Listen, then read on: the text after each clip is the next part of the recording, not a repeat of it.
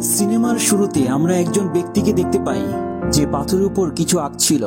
ঠিক ওই সময় আরেকজন ব্যক্তি এসে যে পাথরের উপরে আঁকছিল তাকে মেরে ফেলে। তারপর 12,000 বছর পর এখনকার সময় দেখানো হয়। এখানে আমরা একটি গ্রুপকে দেখতে পাই যারা রক পেইন্টিং এর উপর গবেষণা করছিল। আজকে তারা একটি মাউন্টেনে যাচ্ছে রক পেইন্টিং দেখার জন্য। তারা ওই জায়গায় পৌঁছানোর পর পাহাড়ের গুহার ভিতর দিয়ে যেতে থাকে। অ্যানা গুহায় প্রবেশ করার পর খুব ভয় পাচ্ছিল, কারণ গুহাটি ছিল অন্ধকার। অজানা কোনো আতঙ্কে সে খুব ভয় পাচ্ছিল। ক্রিস অ্যানাকে দেখতে না পেয়ে তাকে খুঁজতে থাকে। অ্যানাকে খুঁজে পেয়ে ক্রিস ও অ্যানা সামনের দিকে এগোতে থাকে। অ্যানা যেহেতু খুব ভয় পাচ্ছিল, তাই তার ভয় খুব বেড়ে প্যানিক অ্যাটাক শুরু হয় এবং সেখানেই পড়ে গিয়ে জ্ঞান হারিয়ে ফেলে। জ্ঞান ফিরে পাওয়ার পর অ্যানা দেখে তার বন্ধুরা তাকে গুহার বাইরে নিয়ে এসেছে। অ্যানা তাদেরকে বলে, গুহার ভিতর কিছু একটা আছে, আমাদের এখনই ফিরে যাওয়া উচিত। তার কথা শুনে সবাই হেসে উড়িয়ে দেয়। তারা যেহেতু আজ রাতে এখানে থাকবে, তাই ক্যাম্প করার জন্য জিনিসপত্র গাড়ি থেকে আনার জন্য তারা আবার সেই গুহার পথ ধরে যেতে থাকে। অ্যানাকে তারা এখানে রেখে যায়।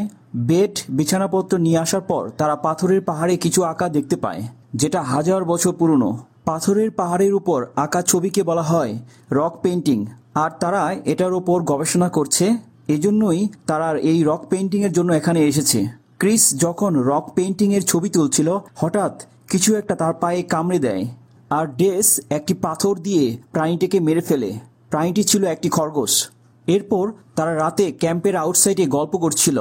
তাদের মধ্যে একজন পুকুরে সাঁতার কাটার জন্য পুকুরে নামে। যখন সে সাঁতার শেষে উপরে উঠে আসে, তখন সে দেখে তার সারা গায়ে জোক আঁকড়ে ধরে আছে। তা দেখে সে চিৎকার করতে থাকে। সবাই মিলে মেলের জোকগুলো ছাড়িয়ে দেয়। এরপর মেল তাঁবুতে যেয়ে ঘুমিয়ে পড়ে। রাতে মেলের প্রচণ্ড জ্বর আসে, তার মুখ দিয়ে রক্ত পড়ছিল এবং তার দাঁতগুলো ভেঙে গেছে। অ্যানা তাকে হেল্প করার জন্য আসে। তাদের গ্রুপ লিডার ডেসকেও ডেকে তোলা হয়। ডেস তাদের জানায় জোক কোনো বিষাক্ত প্রাণী না, তাই মেলের কিছুই হবে না। তার সাধারণ একটা জ্বর হয়েছে, সে খুব শীঘ্রই ভালো হয়ে যাবে। কিন্তু যখন ডেস মেলের কাছে যায়, তার অবস্থা থেকে সে বুঝতে পারে তার কিছু একটা হয়েছে। ডেস তার ফ্রেন্ডদের সাজেস্ট করে সে মেলকে নিয়ে শহরে যাবে। কিন্তু যখন তারা মেলকে নিয়ে গাড়ির কাছে পৌঁছায়, দেখে কিছু অদ্ভুত পোকা গাড়ির টায়ার নষ্ট করে ফেলেছে। আর গাড়ি ছাড়া শহরে কিছুতেই পৌঁছানো সম্ভব না, কারণ তারা শহর থেকে অনেক দূরে। এই পোকাগুলো ওয়ারেন পুকুরের পাশে দেখেছিল। এরপর মেলের রেস্ট নেওয়ার জন্য তারা গাড়ির ভিতর তাকে শুইয়ে দেয়। তারা লক্ষ্য করে মেলের নতুন দাঁত বের হচ্ছে। পরের দিন সকালে এ জায়গা থেকে যাওয়ার জন্য রেডি হয়। তখন ক্রিস লক্ষ্য করে একটু দূরে মেল দাঁড়িয়ে আছে অস্বাভাবিকভাবে। ক্রিস আস্তে আস্তে মেলের কাছে যায়। তার খুব ভয় লাগছিল। ক্রিস যখনই তার গায়ে হাত লাগায়, মেল ঘুরে দাঁড়ায়। ক্রিস তার অবস্থা থেকে খুব ভয় পেয়ে যায়। সে দেখে তার মুখে রক্ত। সে এতক্ষণ ধরে একটি খরগোশের রক্ত খাচ্ছিল।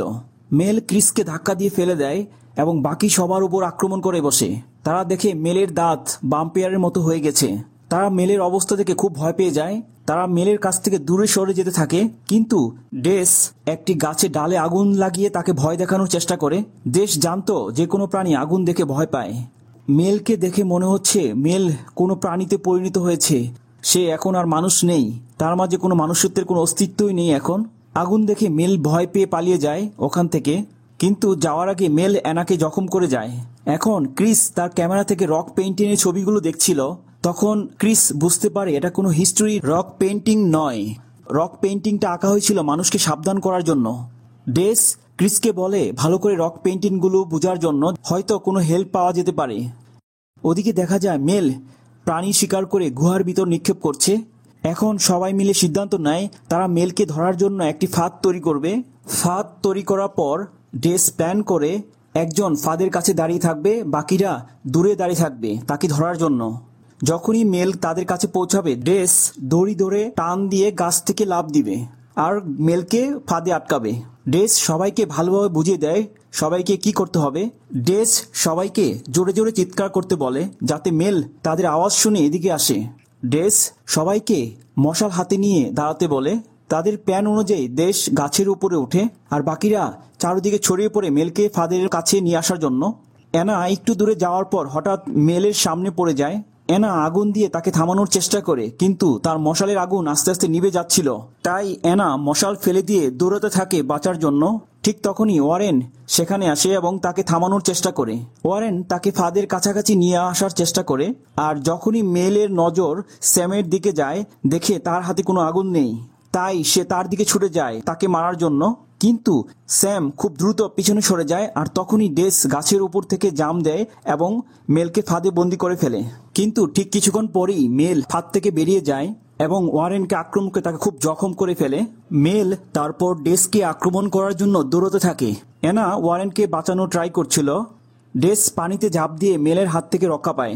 মেল পানি দেখে ভয় পেয়ে দূরে সরে যায়, কিন্তু তারা বুঝতে পারে না মেল কেন পানি থেকে ভয় পেয়ে দূরে সরে গেল। পানিতে অবশ্যই কিছু আছে। ডেস পানি থেকে ওঠার পর নিজেকে চেক করতে থাকে তার শরীরে কোনো জোক লেগে আছে কিনা, কিন্তু তার শরীরে জোক অথবা অন্য কিছুই তার শরীরে লেগেছিল না। এরপর রাত হয়ে যায়। রাত হওয়ার সাথে সাথে ডেসের অবস্থা খারাপ হতে থাকে।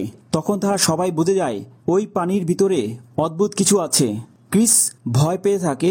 স্যাম তখন বলে আমাদেরকে দেশকে মেরে ফেলতে হবে, না হলে সেও মেলের মতো হয়ে যাবে, তখন আমরা আরো বিপদে পড়ব। কিন্তু কেউ দেশকে মারতে চায় না, তাই দেশকে কে মারবে ঠিক করার জন্য তারা একটি গেম খেলে। গেমে যে হেরে যাবে সে ডেসকে মারবে। অ্যানা গেমে হেরে যায়, তাই এখন অ্যানাকেই ডেসকে মারতে হবে। অ্যানা ডেসকে মারতে যায় কিন্তু সে পারে না। এরপর অ্যানা বড় একটা পাথর দিয়ে ডেসের মাথায় আঘাত করে, এতে ডেস অজ্ঞান হয়ে যায়। এরপর তারা তিনজন গাড়ির দিকে যেতে থাকে। গাড়িতে হয়তো কোনো অস্ত্র আছে যেটা দিয়ে মেলকে তারা মারতে পারবে, কিন্তু গাড়ি পর্যন্ত পৌঁছানোর আগেই তারা মেলের সামনে পড়ে যায়। স্যাম তাকে দেখে খুব ভয় পেয়ে যায়। মেল স্যামকে আঘাত করে গুরুতর জখম করে ফেলে। অ্যানা তা দেখে দৌড় দেয়। মেল অ্যানাকে ধরার জন্য দৌড়ে থাকে, আর এদিকে ক্রিস গাড়ি পর্যন্ত পৌঁছে যায়। গাড়ির ভিতরে যে সে গাড়ি লক করে দেয় এবং কোনো অস্ত্র আছে কিনা তা খুঁজতে থাকে, যা দিয়ে মেলকে তারা প্রতিহত করতে পারবে। আর এদিকে মেল থেকে বাঁচার জন্য অ্যানা গুহার ভিতর ঢুকে পড়ে। তখন অ্যানা লক্ষ্য করে মেল গুহার বাইরে দাঁড়িয়ে আছে। অ্যানা এ থেকে বুঝতে পারে গুহার ভিতর কিছু আছে, এজন্যই মেল গুহার ভিতর প্রবেশ করছে না। মৃত্যু ঝুঁকি থাকা সত্ত্বেও অ্যানা গুহার ভিতরে অস্ত্র খুঁজতে থাকে যেটা দিয়ে মেলকে তারা মারতে পারবে। এদিকে ক্রিস যখন অস্ত্র খুঁজছিল, ডেস গাড়ির কাছে পৌঁছে যায়। ক্রিস যখনই অস্ত্র নিয়ে গাড়ির বাইরে বেরিয়ে আসে, ডেস তার উপর আক্রমণ চালায়। ক্রিসকে কামড়ে দেওয়ার আগেই মেল ডেসের ওপর আক্রমণ চালায়, কিন্তু মেল ডেসের সাথে পেরে ওঠে না। তাই ক্রিসকে নিয়ে গুহার দিকে যেতে থাকে গুহায় নিক্ষেপ করার জন্য। এর পরের দৃশ্যে আমরা অ্যানা এবং স্যামকে দেখতে পাই। অ্যানা ক্রিসের অস্ত্রটি হাতে উঠিয়ে নেয়।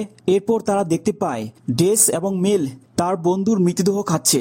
এটা দেখে স্যাম প্রচন্ড রেগে গিয়ে দেশের উপর আক্রমণ চালায়। এখন সবার মাঝে দুর্দান্ত ফাইট শুরু হয়। স্যাম আক্রমণ করে ডেসকে, আর অ্যানা আক্রমণ করে মেলকে। তাদের মাঝে অসাধারণ একটা ফাইট দেখা যায়। এখানে মারপিট করতে করতে তারা একে অপরকে আঘাত করছিল। একসময় ডেস ও স্যাম একসাথে মারা যায়। এখন শুধু বেঁচে আছে অ্যানা আর মেল। অ্যানা তার অস্ত্রটি উঠিয়ে নেয় এবং মশালের আগুন দিয়ে মেলকে তার কাছে ভিড়তে দেয় না, এবং আস্তে আস্তে গুহার ভিতর ঢুকে যায়, কারণ সে জানে মেল গুহার ভিতর প্রবেশ করবে না। এখানে আমরা দেখতে পাই গুহার ভিতর অন্য কোনো জন্তু রয়েছে। অ্যানা ভয়ে ভয়ে গুহার ভিতর সামনে এগোতে থাকে। হঠাৎ সে ক্রিসকে দেখতে পায়। ক্রিসকে দেখে প্রথমে সে ভয় পেয়ে যায়, তারপর ক্রিসকে নিয়ে সে গুহা থেকে বের হওয়ার জন্য সামনে এগোতে থাকে। কিন্তু ঠিক সেই সময় অ্যানাকে গুহার প্রাণীটি ধরে ফেলে। অ্যানা ক্রিসের কাছে হেল্প চায়, কিন্তু প্রাণীটি ক্রিসকেও মেরে ফেলে। প্রাণীটি যখন অ্যানার উপর আক্রমণ করতে যাচ্ছিল, ঠিক তখনই তার অস্ত্রটি দিয়ে আঘাত করে প্রাণীটিকে আহত করে ফেলে এবং দৌড়াতে দৌড়াতে গুহার বাইরে চলে আসে। অ্যানা মনে করে প্রাণীটি হয়তো তাকে ধরার জন্য বাইরে আসবে, কিন্তু প্রাণীটি গুহার বাইরে আসে না। এরপর হঠাৎ মেল অ্যানার উপর অ্যাটাক করে। তখন অ্যানা ফ্লাইং কিক মেরে গাছের সাথে বাড়ি মারে। এতে মেলের কোমর ভেঙে যায়। অ্যানা একটা বড় পাথর তুলে মেলের মাথায় আঘাত করে এবং এখানে মেলের মৃত্যু হয়। আর তাদের গ্রুপের মধ্যে শুধুমাত্র অ্যানাই এখন জীবিত। আর এখানেই সিনেমাটি শেষ হয়ে যায়।